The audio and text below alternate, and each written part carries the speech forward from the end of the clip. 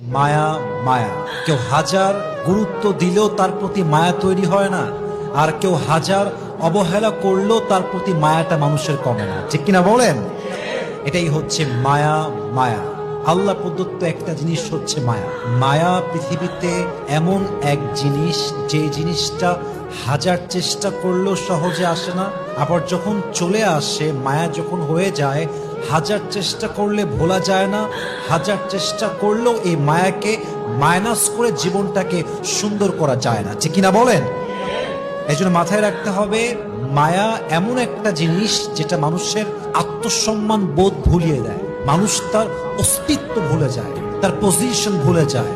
মানুষ যখন মায়ায় পড়ে যায়, তার অস্তিত্ব কি, তার ব্যক্তিত্ব কি, তার অবস্থান কোথায়, সে কে, তার পরিচয় কি, মানুষ মায়ায় পড়লে তার সম্মানের কথাও ভুলে যায়। ঠিক কিনা বলেন?